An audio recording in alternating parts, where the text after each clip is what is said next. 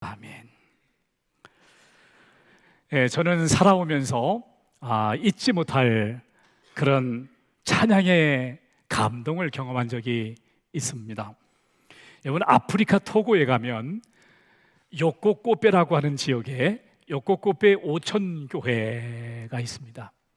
요코코페 오천교회 봉헌식에 우리가 참여했을 때인데요, 이제 봉헌 시간이 됐습니다. 우리는 이리 가만히 앉아가지고 찬양을 하잖아요. 근데 봉헌 시간이 됐는데 다 일어나시더라고요. 다 일어나가지고 그 다음에는 뭘 할까요? 춤을 추면서 춤을 추면서 찬양을 하며 봉헌을 하는 거예요. 저하고는 언어도 다르고 문화도 다르고, 그렇죠? 찬양도 잘 모르는데 여하간에 함께 어우러져서 춤을 추면서 헌금을 드리는데요, 내 자신을 드리는 것 같은 그런 느낌 속에서 큰 은혜를 받은 경험이 있습니다. 여러분, 언제 찬양의 감격이 있었나요? 무엇 때문에 찬양의 감동이 있었나요? 예배 시간마다 찬양의 어떤 생명력을 느끼고 계신가요? 우리가 지난달에는 기도는 하나님의 일입니다, 이런 주제로 말씀을 나눴어요. 4주 동안. 이제 8월에는 여러분과 제가 찬양은 하나님을 기쁘시게 하는 일입니다, 이런 주제로 함께 나누려고 그래요. 여러분, 8월에는 찬양을 많이 드리세요. 찬양을 많이 드리세요. 여러분, 오직 찬양의 대상은 하나님이십니다. 오늘 말씀 3절 4절을 같이 읽어볼게요. 함께 읽습니다. 귀인들을 의지하지 말며 도울 힘이 없는 인생도 의지하지 말지니 호흡이 끊어지면 흙으로 돌아가서 그날에 그의 생각이 소멸하리로다. 아멘. 이 말씀을 읽으면서 어떤 생각이 드세요? 그렇구나, 나도 누군가를 의지했었는데 실망했어. 나도 누군가를 의지했었는데 괜히 상처만 받았어. 혹시 그런 거 기억이 나시죠? 아니죠? 그럴 수가 있어요. 왜? 우리는 이만큼 기대를 했는데 현실은 이만큼 분이 안 되니까 너무 차이가 나잖아요. 근데 오늘 성경은 뭐라고 얘기하는가 하면 신분이 높은 사람 의지하지 말래요. 여러분과 저는 좀 어려운 일을 당하면 지금 뭐 힘을 가지고 있는 사람, 권세를 가진 사람을 의지하고 싶은 마음이 이만큼이라도 있을 거 아니에요. 근데 그거 하지 말라는 거예요. 누군가에게 도움을 요청하기 위해서 의지하지 말라는 거예요. 여러분, 사람이 나빠가지고 배신하는 게 아니고요, 사람이 나빠가지고 상처를 주는 게 아니고요, 인간 자체가 연약하다는 거예요. 사람의 호흡이 끊어지면 흙으로 돌아간다는 거예요. 흙으로 돌아가면 그 사람의 몸만 흙으로 돌아가는 게 아니라 그 사람이 가지고 있던 생각이나 계획이나 이런 것들도 다 소멸된다는 거예요. 제가 아는 어떤 부부는 은퇴 이후에 계획을 세웠어요. 은퇴 이후에 1년에 한 번은 해외여행 간다, 이렇게 계획을 세웠어요. 그래, 가방도 준비하고요, 옷도 사고요. 그런데 은퇴 2년 전에 폐암으로 숨을 거뒀어요, 남편이. 부인 굉장히 힘들게 살죠. 한 치 앞도 몰라 우리는요. 그런 인생을 의지하지 마라. 찬양의 대상은 사람이 아니고 오직 하나님이시라는 거예요. 그러면 사람은요, 사랑할 대상이죠. 사랑의 대상이에요. 시편 기자는 사람을 의지하는 대신에 하나님께 집중하고 그리고 하나님께 시선을 두라는 거예요. 오늘 말씀 5절 같이 읽어볼게요. 야곱의 하나님을 자기의 도움으로 삼으며 여호와 자기 하나님에게 자기의 소망을 두는 자는 복이 있도다. 누구의 하나님을 나의 하나님으로 삼아요? 야곱의 하나님. 누구의 하나님을 나의 도움으로 삼아요? 지금 제가 계속 똑같은 말을 이렇게 바꿔가지고 한 건데 다시 한번 해볼게요. 누구의 하나님을 나의 하나님으로 삼아요?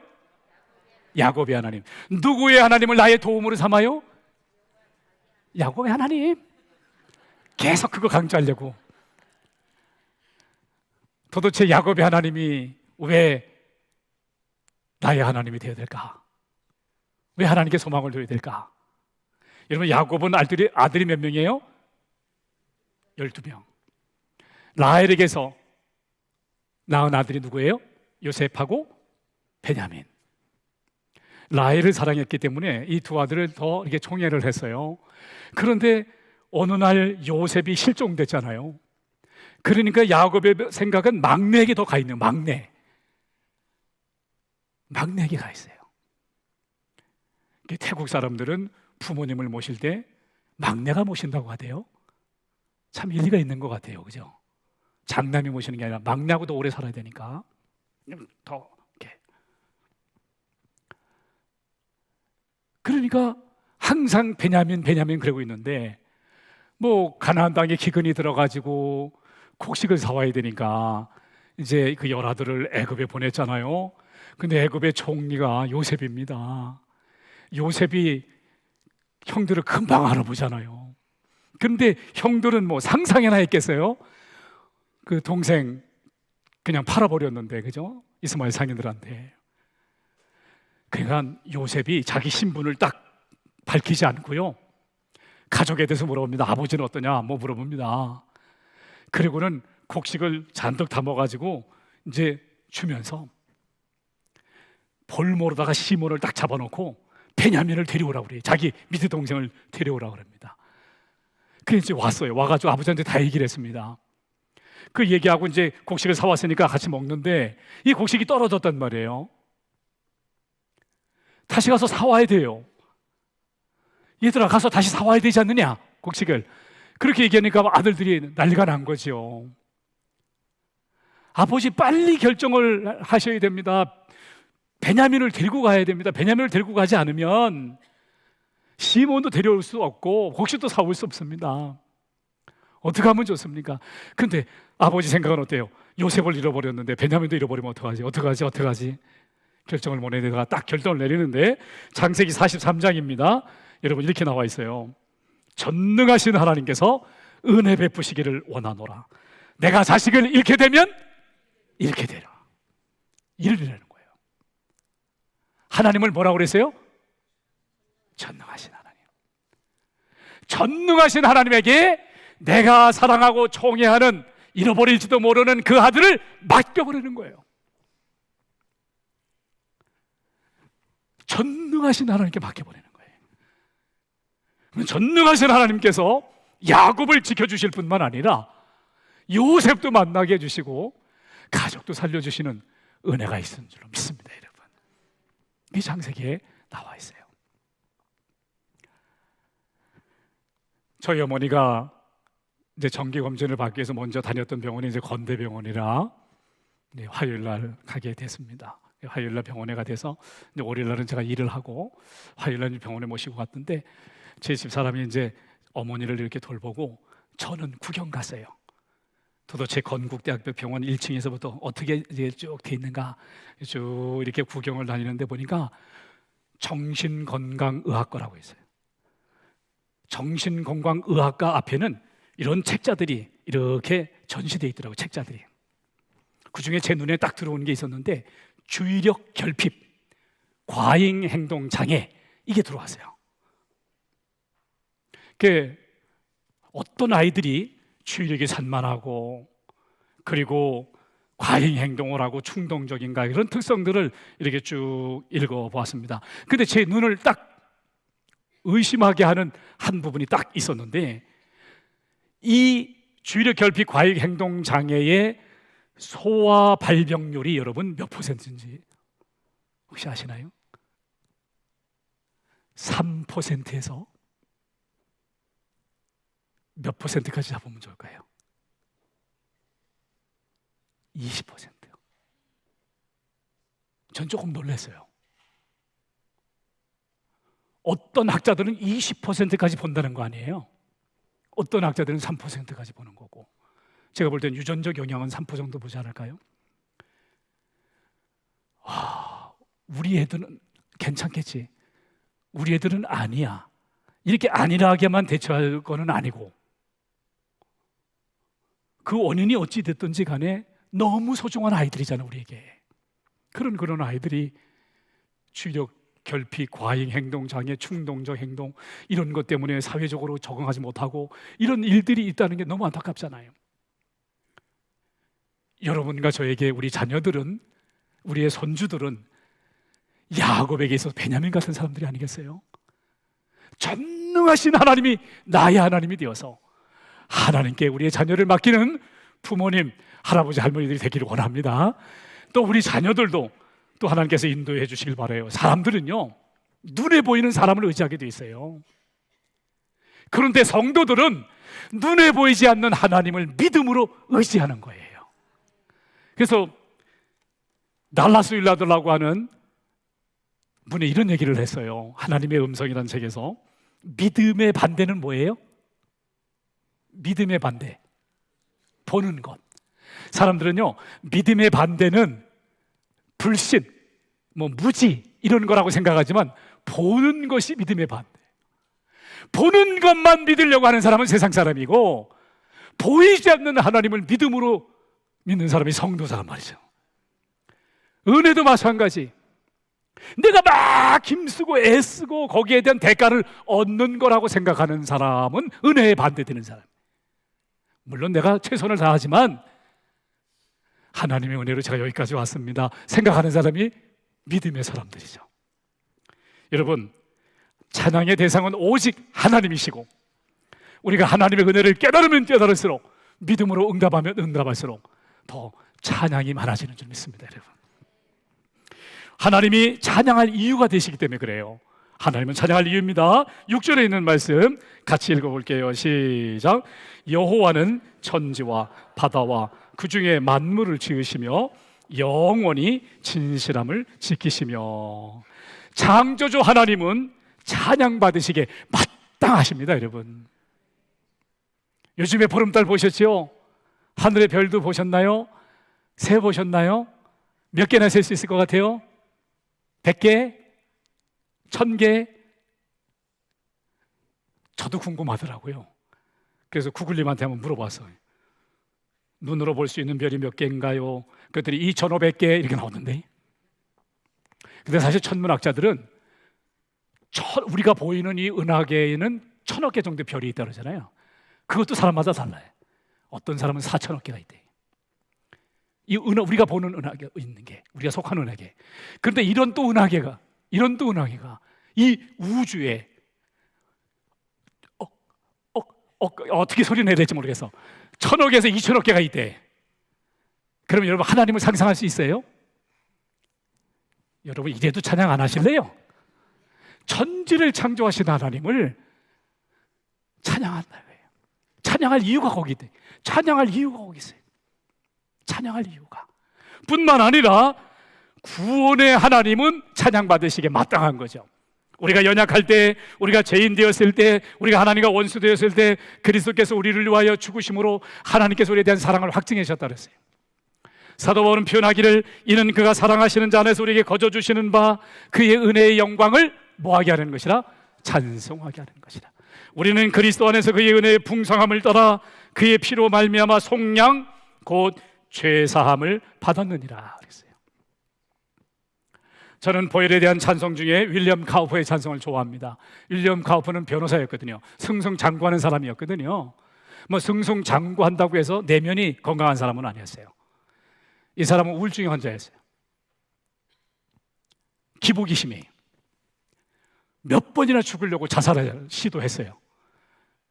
그런데 어느 날 예수님을 영접하게 됐어요.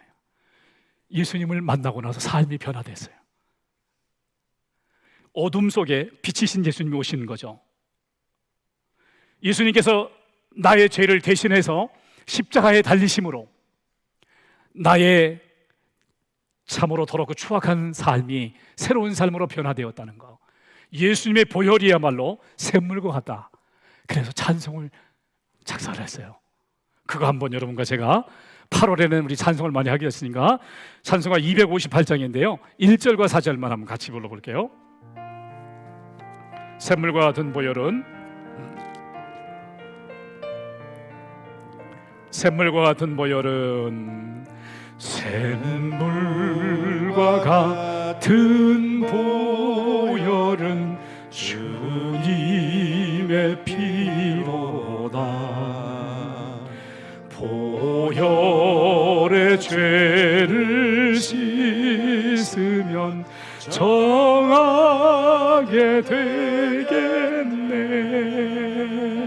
정하게 되겠네.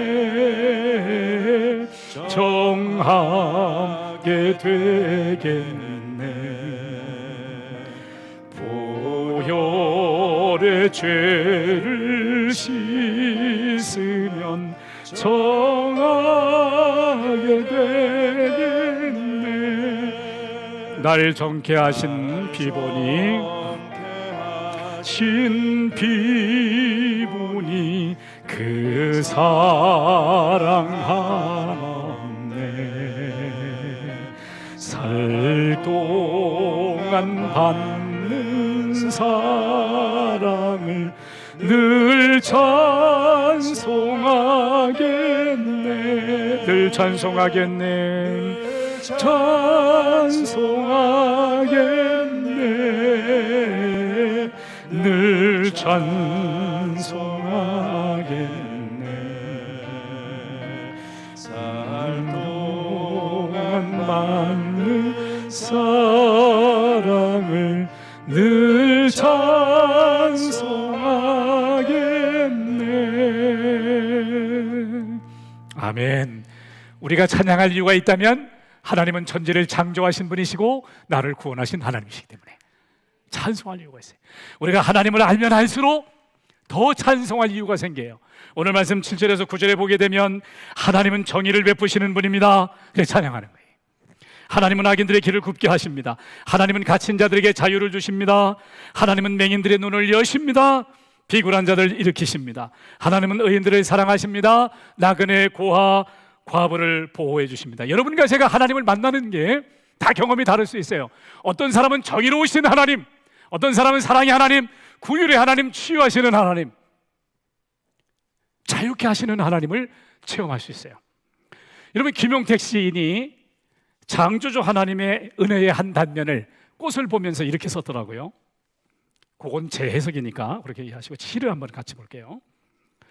세상의 어떤 곳에서?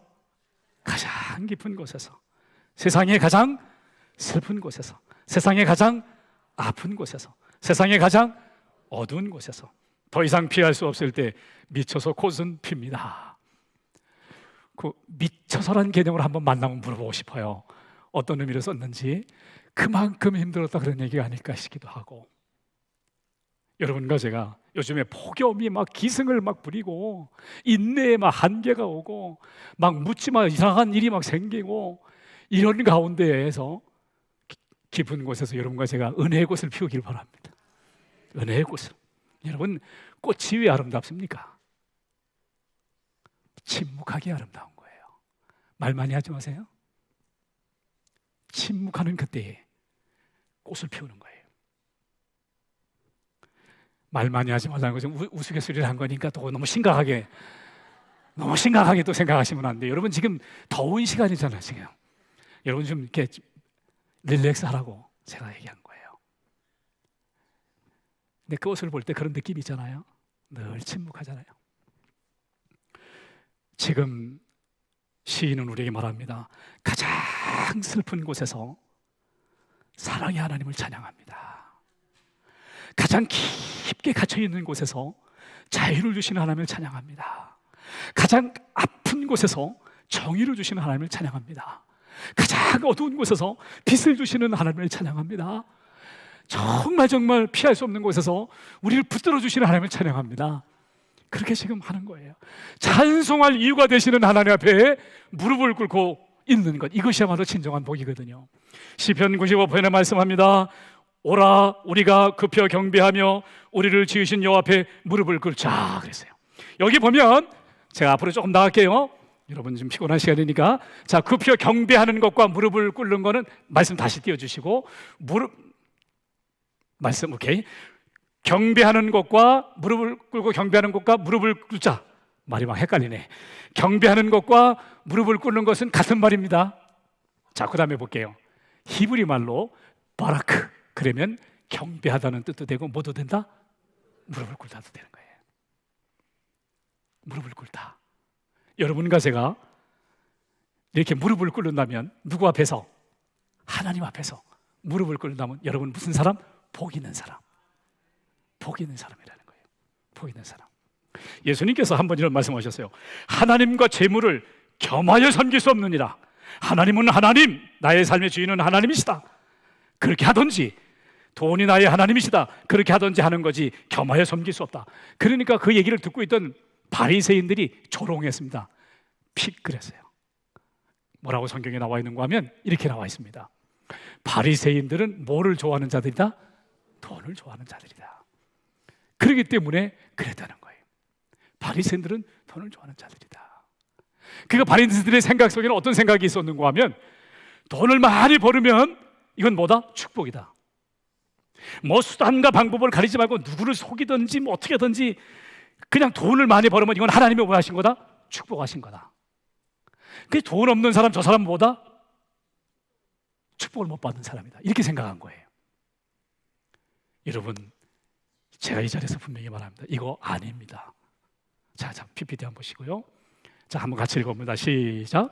성경이 말하는 복은 것이 아니라 앞에 무릎을 꿇는 것입니다. 아멘. 여러분과 제가 천지를 창조하신 하나님, 저를 구원하신 하나님, 죄를 용서해 주시고 하나님 나라의 상속자로 세워주셨음을 감사합니다 하고 무릎을 꿇는다면 여러분은 복받은 자입니다. 복받은 자예요. 저를 이만큼 사랑해 주셔서 저를 통해서 피조물을 사랑할 수 있도록 축복의 통로로 사용해 주심을 감사합니다 하고 무릎을 꿇는다면 여러분 복받은 사람들이, 여러분과 저는 찬양할 이유가 있는 사람들인데 참으로 하나님의 사랑을 입은 자이기 때문에, 복받은 자이기 때문에 찬양할 이유가 있어요. 여러분, 찬양은 그 축복이 하나님의 임재 속에 살아가도록 이끌어 주시는 거예요. 오늘 말씀 1절과 2절 같이 읽어봅니다. 시작. 할렐루야, 내 영혼아 여호와를 찬양하라. 나의 생전에 여호와를 찬양하며 나의 평생에 내 하나님을 찬송하리로다. 언제 하나님을 찬양한다고요? 생전에. 그 다음에 언제? 평생에 하나님을 찬양하리로다. 시편 71편 기자는 이렇게 표현했습니다. 주를 찬송함과 주께 영광 돌림이 언제? 종일토록. 어디에? 내 입에 얼마만큼? 가득하리이다. 자, 이 말씀 속에 한번 우리 자신을 돌아보는 거예요. 종일토록 내 입에 주님을 찬양하는 것과 주의 영광을 가득하리로다 했는데 한 주간 동안 이렇게 돌아보는 거예요. 어떤 사람의 태도나 어떤 사람의 말이나 어떤 사람의 행동 때문에 꽁치 입이 되지는 않았는지, 원망하고 불평하고 입술에 그렇게 차지는 않았나, 날씨가 무덥다고 힘들다고 다 힘든데 그렇게 원망하진 않았나, 언론에서 막 욕을 하는데 나까지 막 보태가지고 막 욕하지는 않았나. 여러분, 우리 입술로 찬양하는 입술인데, 마음으로 찬양하는 입술인데 하나님의 찬양이 저기로 가득하기를 축복합니다. 예, 축복합니다. 사람은, 가족은 서로 닮는다고 하잖아요. 왜 그렇습니까? 늘 바라보고 늘 함께하기 때문에 그런 거예요. 난 여러분이 늘 주님을 바라보고 주님께 찬양하고 그러는 가운데 주님을 닮아가기를 원해요. 그게 임재 속에 살아가는 거고 우리가 찬양을 즐기면서 살아가는 것입니다. 자, 오늘 말씀 10절에 있는 말씀 다시 봅니다. 시작. 시온아 여호와는 영원히 다스리시고 내 하나님은 대대로 통치하시리로다. 할렐루야, 할렐루야. 우리 권사님이 아까 성경 읽을 때 할렐루야 이거 좋죠? 할렐루야 나의 영혼아 여호와를 찬양하라. 그렇게 할렐루야로 시작했는데 옆 끝부분에도 뭐로 끝나요? 할렐루야. 그래서 여기서 통찰이 오는 거예요. 우리가 하루의 일을 기도와 할렐루야로 시작을 하고 하루의 마무리를 찬양, 감사와 할렐루야로 마신다면 우리 하나님이 얼마나 기뻐하실까. 하나님이 여전히 다스리고 계시기 때문에 우리의 신앙의 고백을 그렇게 할 수 있는 거예요. 자, 여러분과 제가 저를 한번 따라 보겠습니다. 한번 따라 볼게요. 기도와 할렐루야로 하루를 시작하고 감사와 할렐루야로 하루를 마무리하자. 아멘. 혹시 모르는 사람을 위해서 이 할렐루야는 뜻이 하나님을 찬양하라는 뜻이에요.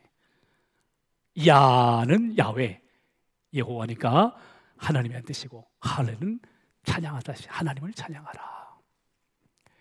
이스라엘 백성이 미디안 군대와 싸울 때 300명의 용사였어요. 저쪽은 13만 5천 명의 군사입니다. 여러분, 이 정도의 싸움을 본 적 있나요? 이때는 인간의 방법이 아니라 하나님의 방법으로 해야 되는 거거든요. 하나님의 방법은 뭐냐면, 기드온에게 말씀했습니다. 왼손에는 횃불을 들라, 오른손에는 나팔을 들라. 그리고 일제히 나팔을 불면서 여호와여 기드온의 칼이여 외치라. 그래서 그들이 외쳤을 때 미디안의 군사들이 혼비백산해서 도망갔다는 거예요. 이스라엘 백성들이 요단강을 건너서 첫 번째 부딪혔던 사람들이 바로 여리고성 사람들인데, 초롱성이었고 군사요청지고 이중성벽으로 돼 있고 이스라엘처럼 훈련받지 않은 사람들이 있고 도저히 그 성을 정복할 수 없을 때 하나님의 방법은 뭐예요? 하루에 한 바퀴씩 돌아라. 그것도 말하지 마라. 침묵해라. 사람들이 말하면 자꾸 부정적인 얘기하니까 말하지 말고 한 바퀴씩 돌아. 그리고 금요일이 아니라 7번째 날에는 7바퀴를 돌아. 그리고 마지막에는 함성을 외치라는 거예요. 성경에 나와 있진 않지만 우리는 상상해 볼 수 있잖아요. 여호와 하나님 할렐루야 상상해 볼 수 있잖아요. 여러분과 제가 하루 일을 시작하면서 또 하루 일을 마치면서 할렐루야로 함성으로 하나님께 영광 돌리기를 원합니다. 여러분, 더 이상 사람을 의지하지 말고 오직 하나님을 의지하고 천지를 창조하시고 구원하신 하나님께 찬양을 드리고, 그분을 알아가면 알아갈수록 더 찬양을 올려드리고 찬양할 이유를 찾고, 여러분과 제가 이제는 이렇게 찬양합시다. 우리 한번 PPT 띄워주시고요. 우리 함께 같이 읽어봅니다. 시작. 마음을 다하여 큰 소리로 손을 들고 춤을 추며 악기로 종일토록 찬양의 입이 가득하기를 축복합니다. 아멘. 기도하겠습니다.